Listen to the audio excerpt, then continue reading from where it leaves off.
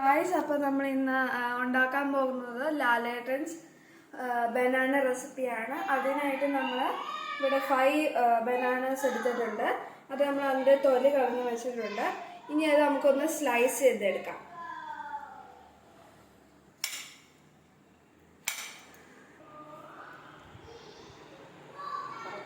ഇത് നമ്മൾ സ്ലൈസ് ചെയ്ത് കഴിഞ്ഞിട്ടുണ്ട്.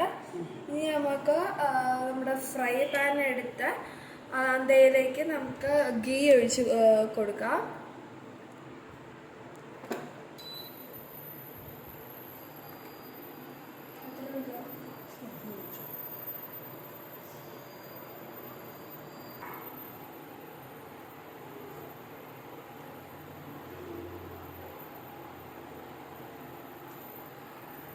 ചെറിയ തീയിൽ വേണം നമ്മൾ ഇതൊന്ന് ഫ്രൈ ചെയ്തെടുക്കാൻ.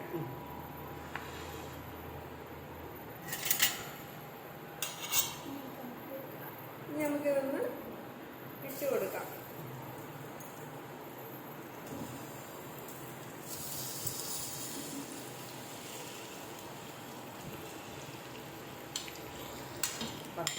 നല്ല പഴുത്ത പഴം വേണം നമ്മൾ ഇതിലേക്ക് എടുക്കാൻ.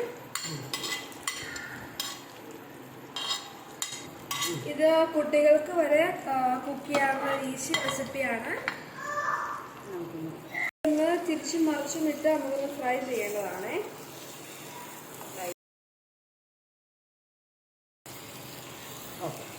ലൈറ്റ് ബ്രൗൺ കളർ ആവുന്നത് വരെ നമ്മളിത് കുക്ക് ചെയ്യേണ്ടതാണ്.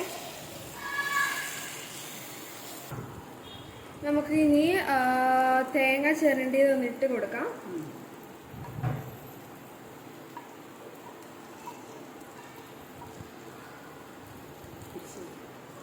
നമുക്കൊന്ന് ഇളക്കാം. ഈ ഒരു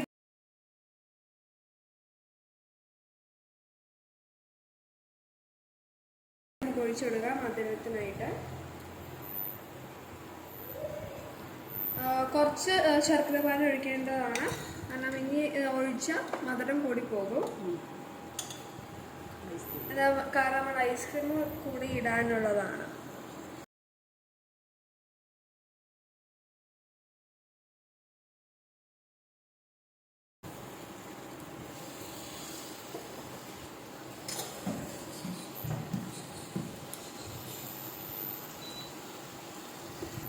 ഇത്ര മതിയാവും. ഇനി നമുക്ക് തീ ഓഫ് ചെയ്യാം.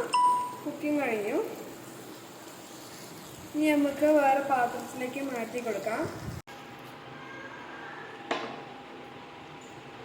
കൊച്ചുമക്കൾക്കെല്ലാം കഴിക്കാൻ വേണ്ടിയിട്ട് നമ്മുടെ ഈ ലാലേട്ടൻസിൻ്റെ ഈ റെസിപ്പി, ബനാന റെസിപ്പി, ഓരോ ബൗളിലേക്കും ഇട്ട് കൊടുക്കുകയാണ്.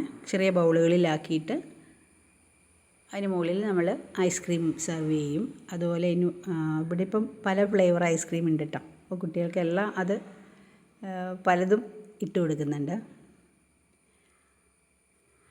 ഇനി നമുക്കിതിൻ്റെ മുകളിൽ വേണമെങ്കിൽ തേൻ കൂടി ഒന്ന് സ്പ്രെഡ് ചെയ്യിക്കാം. പക്ഷെ ഞാനിപ്പോൾ ഇത് മധുരം അധികമായതുകൊണ്ട് അത്രയും വേണ്ട. കുട്ടികൾക്കെല്ലാം വളരെ ഇഷ്ടപ്പെട്ടു. അപ്പോൾ ഈ റെസിപ്പി എല്ലാവരും ഉണ്ടാക്കി നോക്കുക. അടിപൊളി ടേസ്റ്റ്, കുട്ടികൾക്കും വളരെ ഇഷ്ടപ്പെടും. പുതിയൊരു വീഡിയോയുമായി വീണ്ടും കാണാം. Thank you for watching.